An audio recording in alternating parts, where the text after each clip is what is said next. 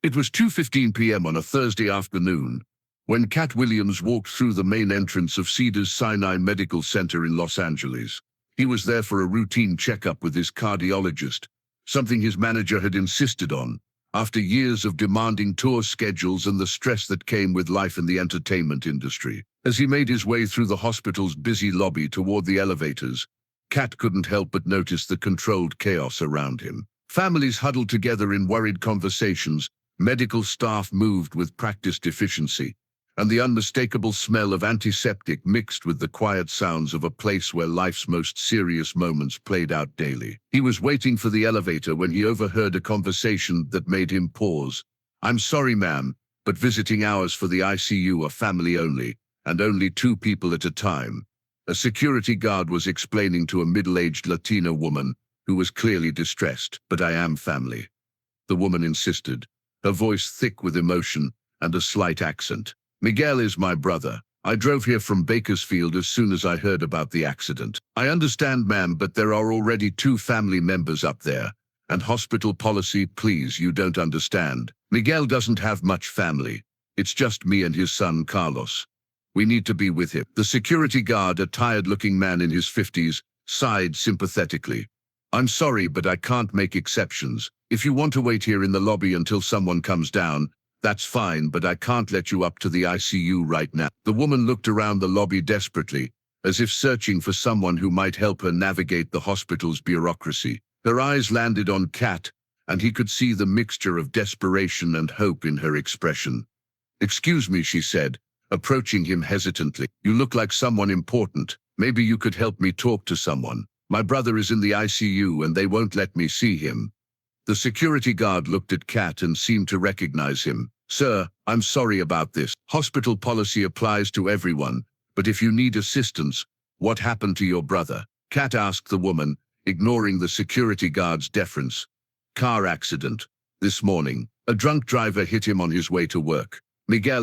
He's a construction worker, a good man. He has a son in college." She wiped her eyes with a tissue. "The doctors say the next few hours are critical." Katt looked at the security guard. "What's your name?" "Officer Johnson, sir." "Officer Johnson, what exactly is the policy about ICU visit?" "Immediate family only, 2 at a time during designated visiting hours." "And who's up there now?" "His son and—" Johnson checked his clipboard. "A young woman who said she was his daughter." The woman looked confused. "Miguel doesn't have a daughter, just Carlos." "Ma'am, I just follow the list the family provides." "Wait," Katt interrupted. "Someone is up there claiming to be his daughter, but his sister is down here being told she can't visit." Johnson looked uncomfortable. "Sir, I just follow the procedures I'm given." Katt turned to the woman. "What's your name, ma'am?"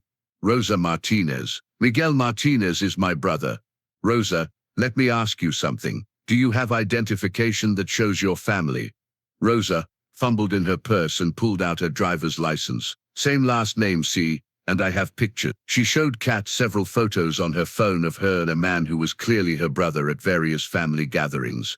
"Officer Johnson, can you call up to the ICU and verify who exactly is up there visiting Miguel Martinez?" "Sir, I'm not sure I should. Please, just make the call." Reluctantly, Johnson called the ICU. After a brief conversation, he hung up with a confused expression. "The person claiming to be his daughter well, she's not Hispanic, and she's very young. The nurses are starting to wonder if there might be some confusion." Rosa's face darkened with understanding. "I think I know who that might be. Miguel has been dating someone, a much younger woman. Maybe she's trying to get information about his condition for other reasons." "What do you mean?" Katt asked. "Miguel owns some property, has some saving. If something happened to him and Carlos wasn't there to protect his interests." Rosa's voice trailed off. Katt looked at Officer Johnson. "I think we need to sort this out. Can you take us up to the ICU? I'll take responsibility." "Sir, I can't just, Officer Johnson. I'm going to my doctor's appointment on the 4th floor anyway. I'd like Rosa to accompany me as far as the ICU on the 3rd floor, so we can clear up this confusion about who Miguel's family actually is." Johnson looked torn between following protocol and recognizing that something wasn't right about the situation. "Please," Rosa added. "If my brother is dying, I need to see him. And if someone is pretending to be family for the wrong reasons, that needs to be stopped. After a moment's hesitation, Johnson nodded. Okay, but just to clear up the family situation, then I need you to follow proper visiting procedures. As they rode the elevator to the 3rd floor, Rosa explained more about Miguel's situation. He's been dating this woman, Jessica, for about 6 months. She's 24, and Miguel is 45. His son Carlos doesn't trust her. He thinks she's more interested in Miguel's money than Miguel himself. Does Miguel have significant assets? He owns his house, has a small construction business, some savings, nothing huge but enough that the wrong person might be interested.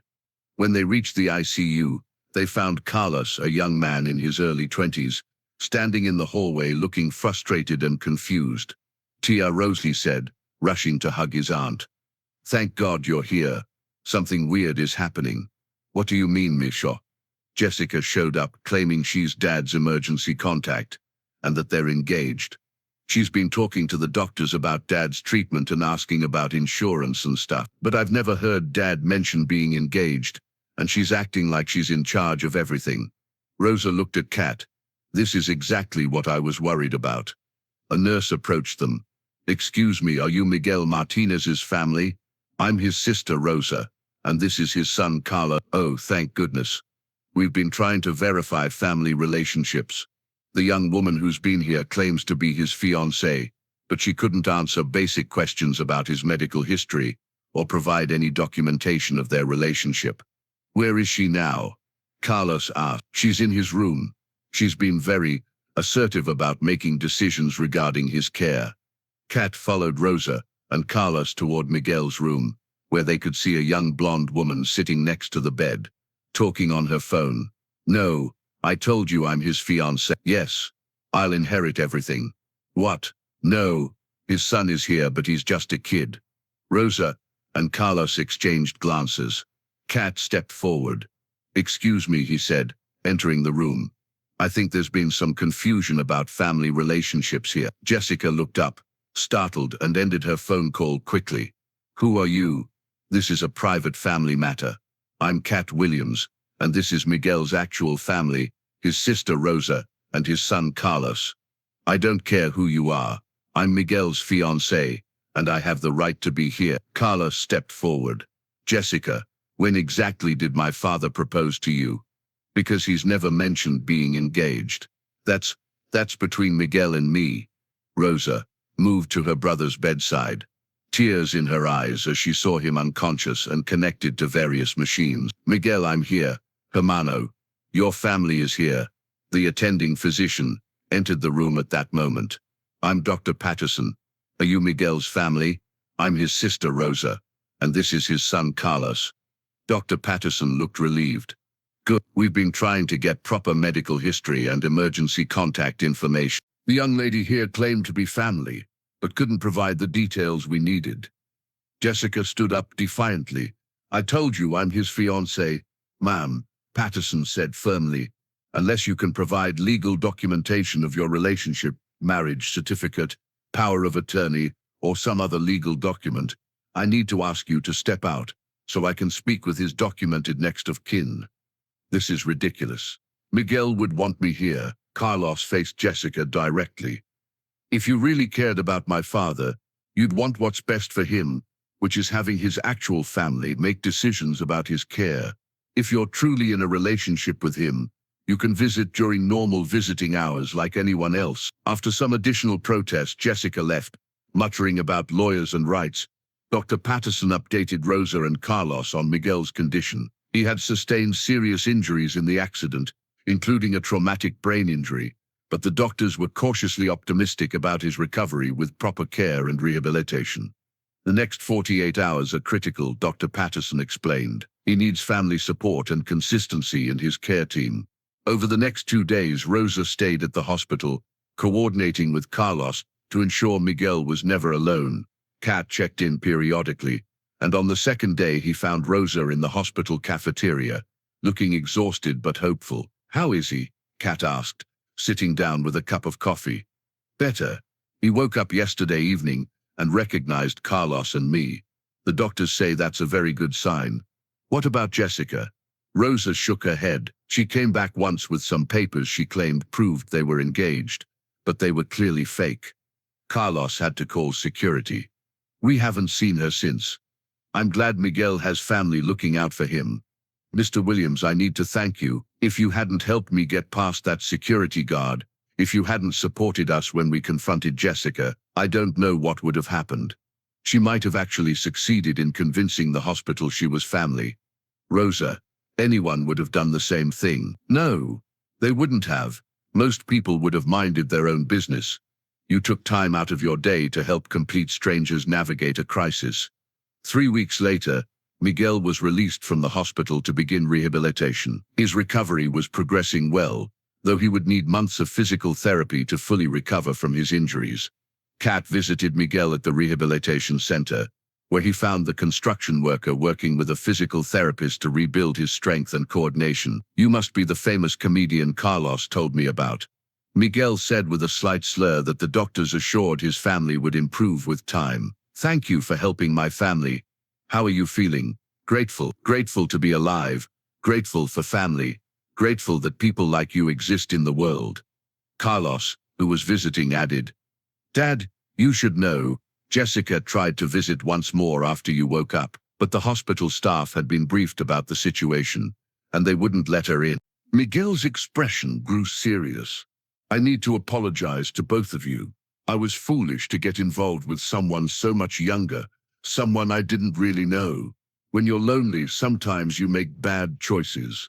Rosa, who was also visiting, squeezed her brother's hand. What matters is that you're okay, and that your real family was here when you needed us. 6 months later, Miguel had recovered enough to return to light work. He had sold his construction business and taken a supervisory job that was less physically demanding, but allowed him to stay in the industry he loved. When Katt ran into Rosa at a grocery store, she updated him on Miguel's progress.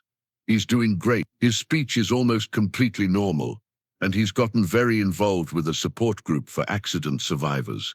That's wonderful to hear. But you know what the most important thing is? He learned to value the family and friends who were there for him when it mattered. Sometimes it takes a crisis to show you who really cares about you. And Jessica, we heard she moved to Las Vegas and is dating an older man who owns several businesses.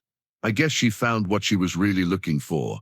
Rosa paused, then looked at Katt seriously. Mr. Williams, can I tell you something I've never told anyone? Of course. That day at the hospital, when you helped me get past security and confronted that woman, you didn't just help my family. You taught me something about standing up for what's right, even when it's not your problem to solve. What do you mean? I've started volunteering at the hospital, helping Spanish-speaking families navigate the system. I've seen what you saw that day.